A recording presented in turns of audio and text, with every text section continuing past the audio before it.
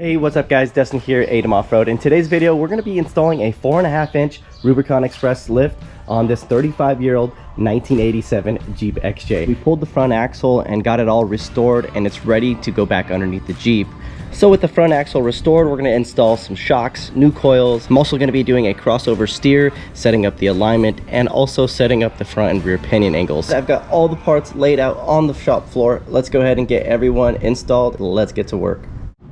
Alright, so I'm going to start by installing the Rubicon Express track bar mount. This one's pretty heavy duty. There are some modifications we'll have to do. I'll share with you later in the video, but it just bolts up, and I'll share with you right here the torque specs.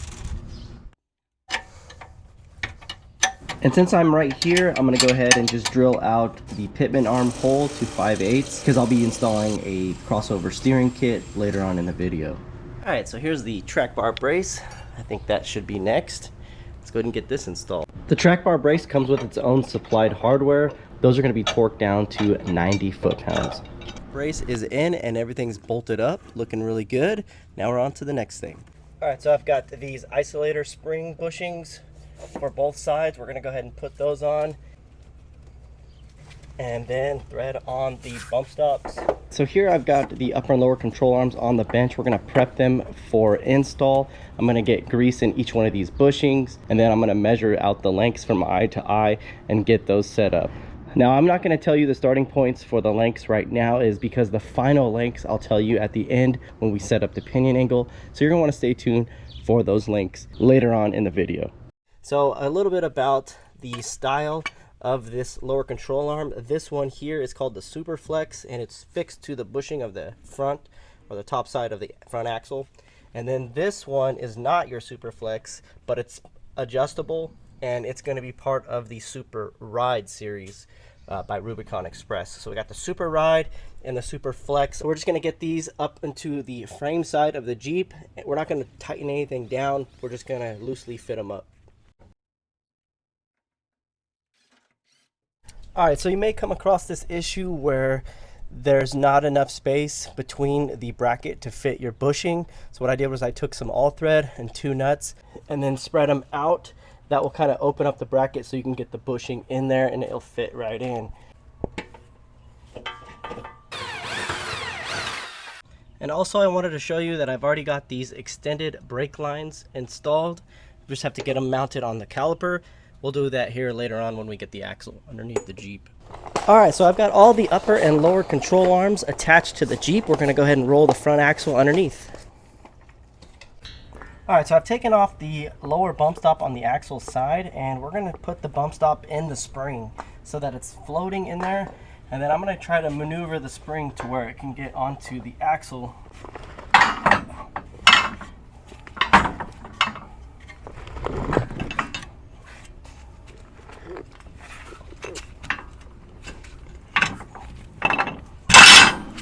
Alright, so I've got the first spring in, and that actually went pretty well. So I'm going to do that to the other side, and hopefully it goes just as well. So I have the skates and the jack underneath the front axle. I went ahead and installed the lower control arms to the axle, and now I'm working on the upper control arms. Oh yes, we got it. Okay, go a little bit more. Ready? Go. Got it. Let go. Okay. So we're just going to install the bolts. Don't tighten anything until we get the wheels back on and the weight on the suspension. Got it. Now there's also a spring retainer. Go ahead and add that with the bolt. I got mine right here. We'll go ahead and tighten that down with a 13 mil.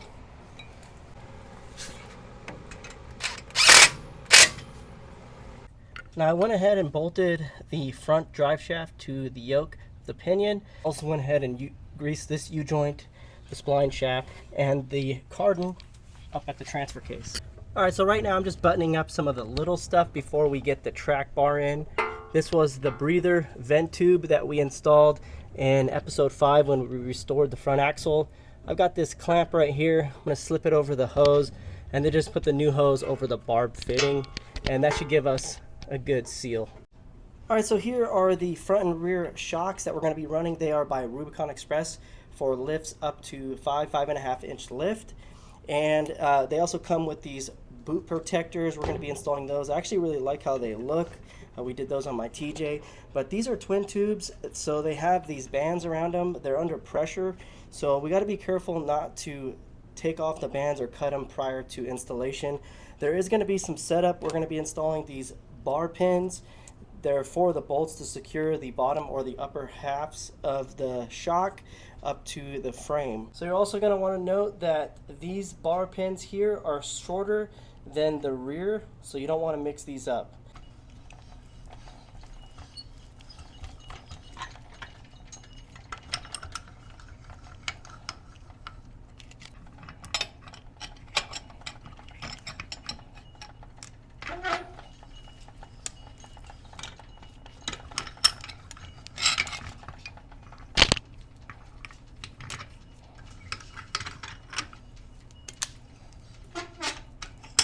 So that worked out pretty well. We're going to go ahead and install the lower end of the shocks to the axle with a 13mm wrench and socket, and we'll go ahead and torque those to spec.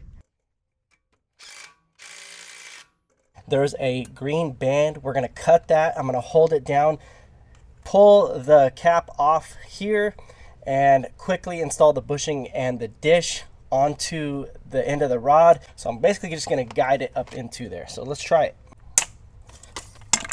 Whoops.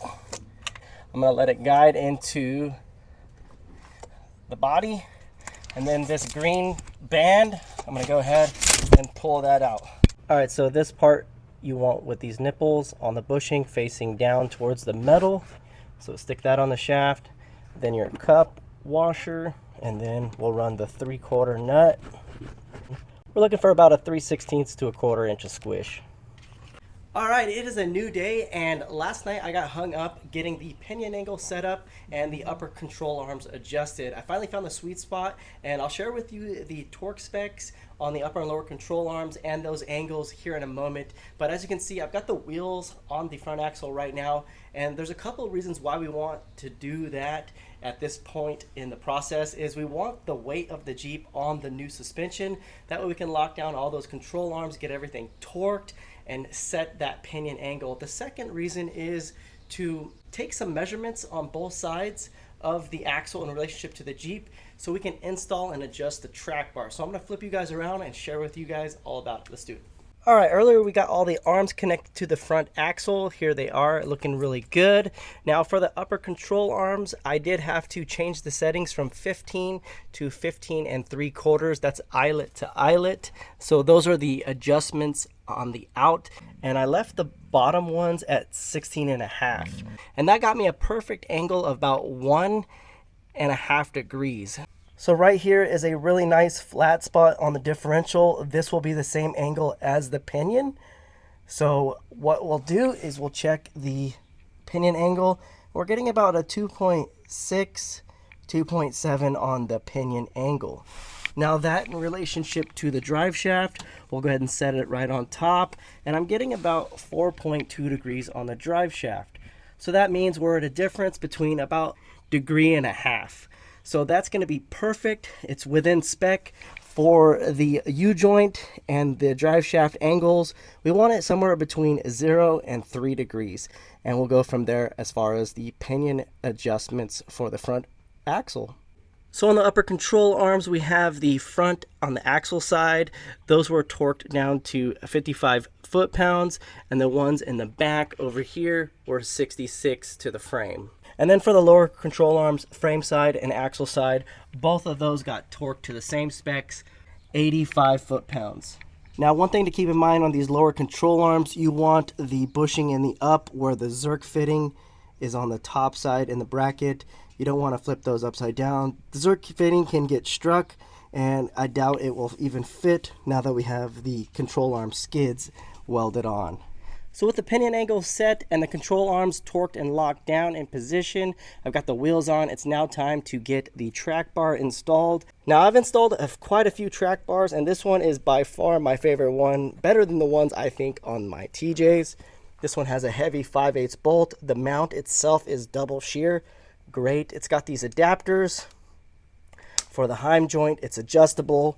It's got a nice solid beefy bushing for the axle mount. It even came with new bolts and the new nut with a tab. So that's really good. So we're gonna get this installed, but first let's take some measurements to figure out how we're gonna adjust this. So the first thing I'm gonna do is take my measuring tape and kind of find a spot where it's symmetrical on both sides. I think right here is gonna be sufficient enough. And I'm gonna measure to the tread block.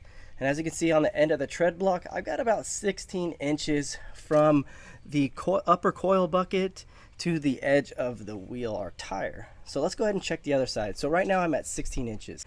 Now I've got the measuring tape in the same spot as the other one, and I'm looking at it and I'm about a ½ inch off. As you can see, we're about 15.5. The axle is actually about a ½ inch more on that side. So when we go to adjust the track bar, we want to make sure that we pull this side of the axle over to this side about a ½ inch. That way we can get the axle centered to the frame. We want to make sure that the vehicle is on level ground. We want to make sure the weight is on the suspension and the tires are as straight as possible when you take those measurements. The reason being is if you were to lift the vehicle or have it on a lift without the vehicle on the ground, the measurements from the inner wheel well to the outside of the tire can be off, and just a little bit of a difference can mean a lot as far as your adjustments. So we're going to start by taking a ½ inch drill bit and drilling out the hole on the bracket.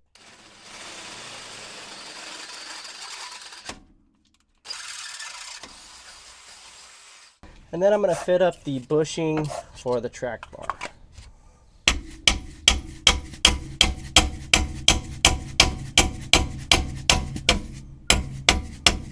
All right, so we're gonna install the bolt and the nut. And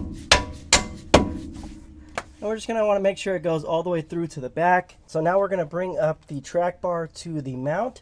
We're gonna add these adapters right here on both sides. They just slip in right here like so. And then we're going to put it in the joint. So you can see here the hole is off on the heim.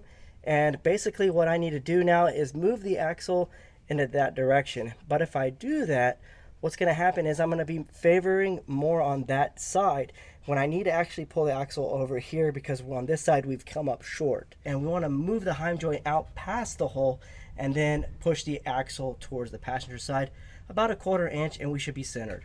And I like that spot. Let's go ahead and try that. That's about a ½ inch over. And it should get that axle moved over a good ½ inch. Now, because my track bar takes a 5/8 hole, this one is a ½ inch. They've actually oversized and beefed up the through bolt on the heim. It's going to take a 5/8 drill bit. Go ahead and just drill that hole on both sides.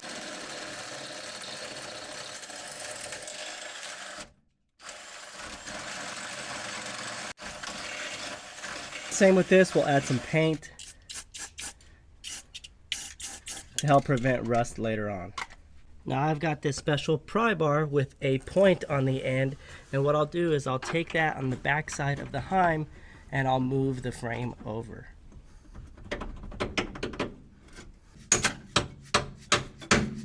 Alright, so now you can see I got the through bolt in. We're going to go ahead and take some measurements. Alright, so about right there to the edge. Now I'm getting about 15 5/8 to the tread block. Really like that. And on the passenger side, I've got about 15 5/8. So it's actually perfect, dead smack in the center. I really like that adjustment. We're gonna lock that down. The torque spec on this bolt is gonna be 85 foot-pounds. Go ahead and torque that.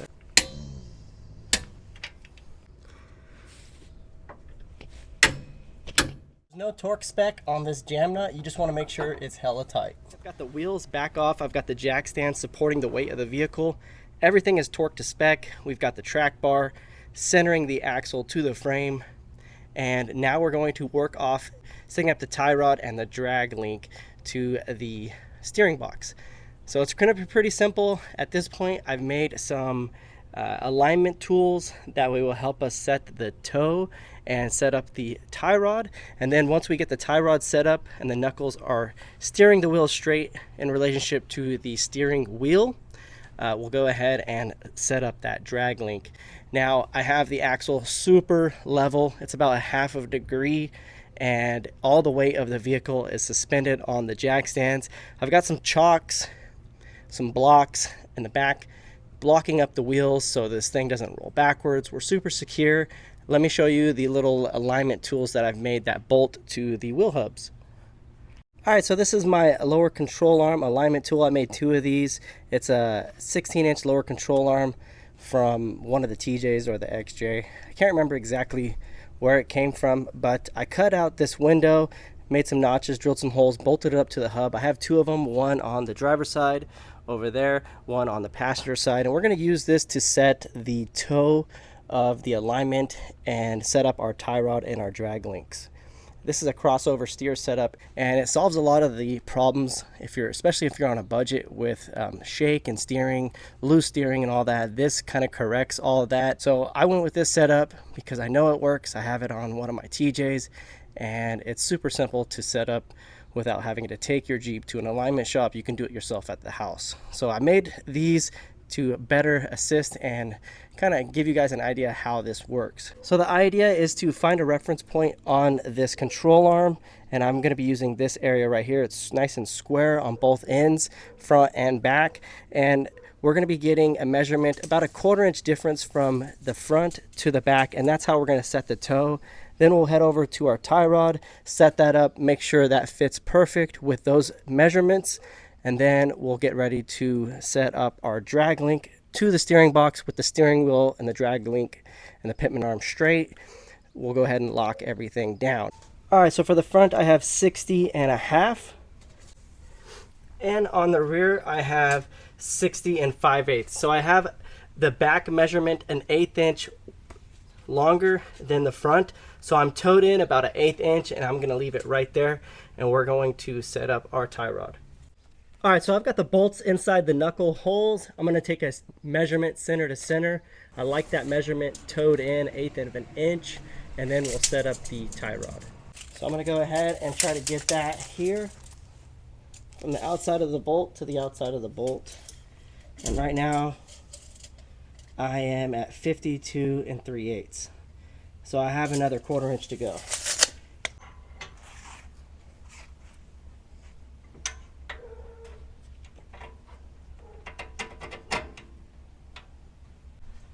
Is still 60.5, and this side over here is still 60 and about 5/8. So good. The tie rod's still towed into about an 1/8 of an inch. I'm gonna go ahead and lock down this setting. I like that. All right, so this one I'm gonna torque at 110 foot-pounds.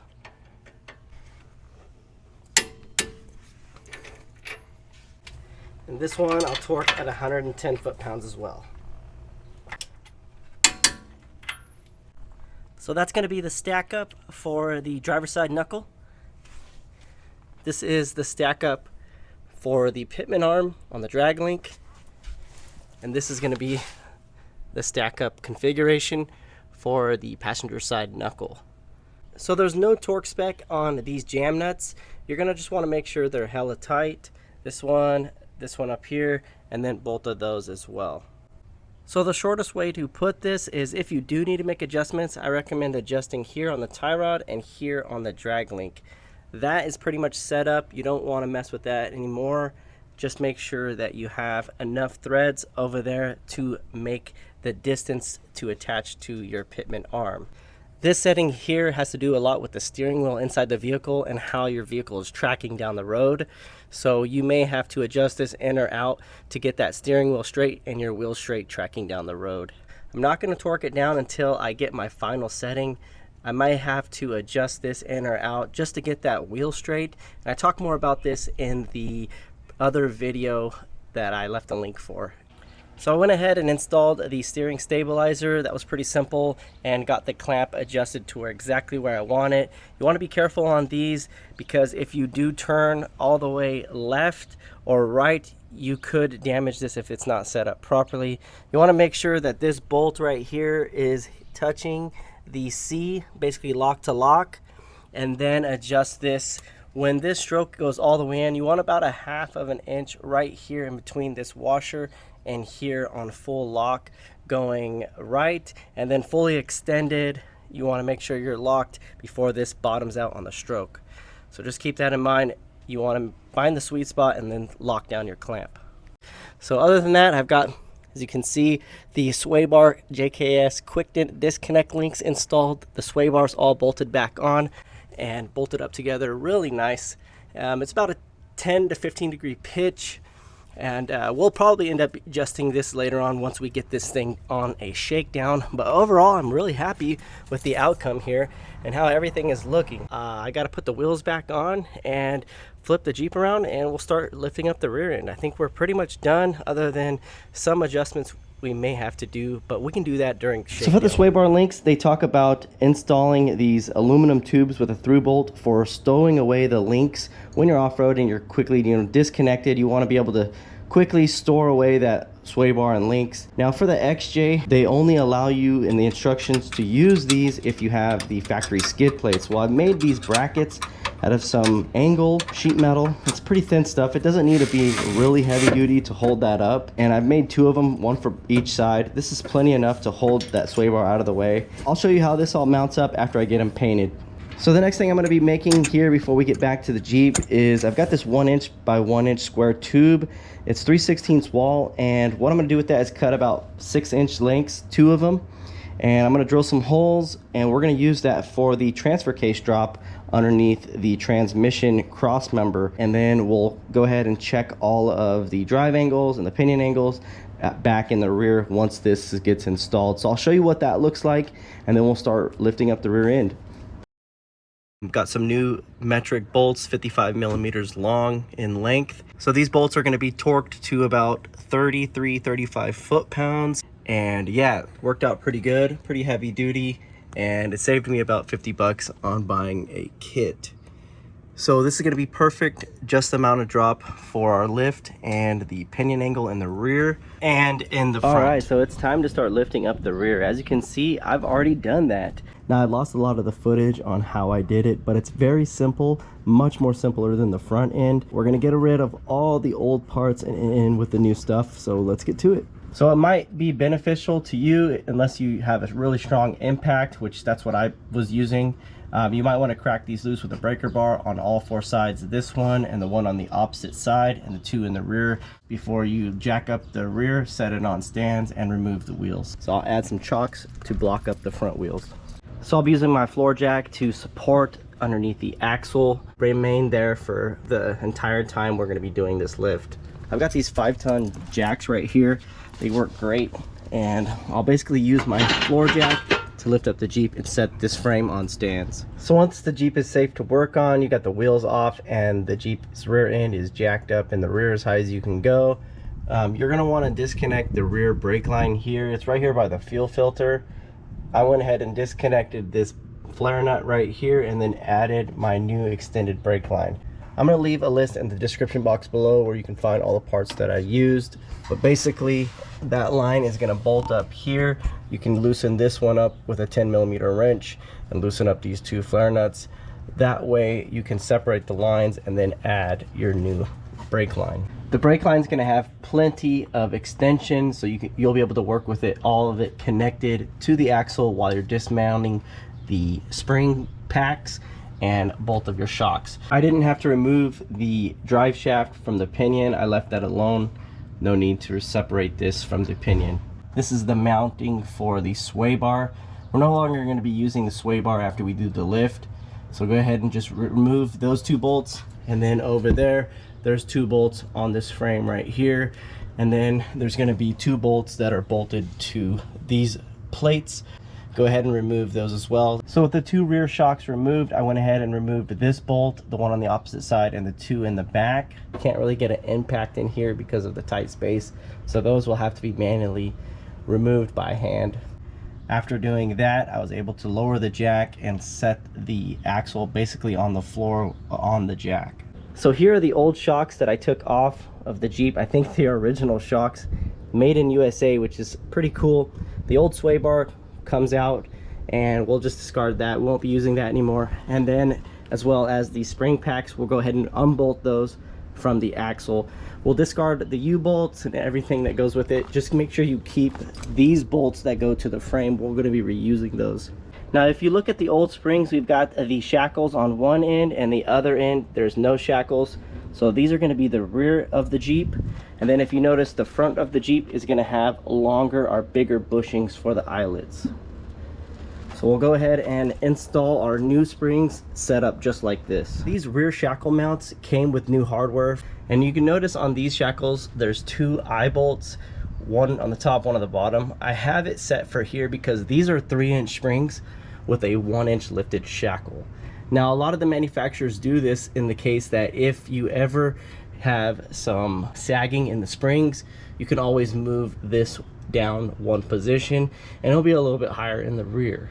So these shackles are going to be sold separate than the spring. They came with their own bolts, and I bolted the shackles to the spring and then the spring and shackle to the frame. So as you can see here, it's rubbing on this bolt. I had to cut off the exhaust tip. That's what I have right here. And I cut that off because it was rubbing on these bolts right here, and it was just in the way getting everything taken out. So if you have an exhaust, definitely consider you may have to cut it. Now I should probably cut it back and move this bracket over here, which I'll probably do that here in the future. Right now it's not a big deal, other than it is rubbing here when the rear end flexes out. So basically I installed this one first. I didn't tighten anything down yet. Just go ahead and put the side of the spring on with the bolt, and then do this side. Now this side is going to be a little bit easier because you can move the shackle mount in and out and get the bolt lined up. So right here in particular is the spring perch. It's welded to the axle. There's a hole on the bottom side down there, and there's a through bolt through the spring, and the head of the bolt that goes through the spring gets cinched up into the hole of the perch. Now when you tighten up those U-bolts, they'll all guide together and basically hold each other together center on the axle. There is a torque spec for the U-bolts. You're going to want to tighten those in a crisscross pattern, and I'll leave the torque specs right here on the screen. And then you'll have to get the U-bolt kit based on the rear axle you have. So if you have the 8.25 Chrysler, a Dana 44, this one is a Dana 35, U-bolt kit. I'll list those links in the description box below. So once you do that, you're going to want to get your shocks installed. Get your boots on the shocks just like we did in the front, and then pull the strap, get it fed up there in position, tighten those two bolts, and the same with that one over there. You're going to want to do the same with this shock. And I'll leave the torque specs for the upper and the lower bolts on the shocks right here on the screen. So before we torque the spring bolts to the frame, we're going to go ahead and install the wheels. These wheels are 32-inch tires with 15 by 8-inch wheels. They also have a 3 3/4-inch backspace. I really like these wheels. They have the 4.5 by 5 lug pattern, and I've had these on my TJ, and I think this is going to be the perfect look and style for this budget build 87 Cherokee. All right, so now that the weight of the vehicle is on the rear suspension of the springs, we can go ahead and torque all 4 of those large bolts down. I'll go ahead and leave the torque specs on the screen here. So with the springs attached to the body and the axle attached to the springs, that's what centers the axle to the rear drive shaft. So the final angles for the pinion, we have a 7.3 on the differential, and on the drive shaft we have about 11.7. So we got about 4.3 on the pinion angle. So 4.3 on the pinion angle is actually going to be pretty dang good because this is a leaf sprung suspension. When the load is applied from the drive shaft to the rear axle, there will be some axle wrap where the pinion wants to naturally move up, and that'll give us between the sweet spot of 0 and 3 degrees on the pinion angle under load. I haven't had any issues or vibrations with this rear end, so I'm going to be happy with the way this is set up. All right guys, so that's going to wrap it up for the install of the 4.5-inch Rubicon Express Lift on this budget build 1987 Jeep Cherokee XJ. We're going to call it the Rocklander because I am super excited to hit the trail and do some camping and overlanding in this thing. If you guys have any comments or questions, leave those in the comment box below. Also, check out the materials and parts that I have listed in the description box below. You'll have all the links for that there. And then if you like this video, give me a thumbs up, and check out some other videos that may be useful to you. And we'll see you guys on the next one. Have a good day. Peace out.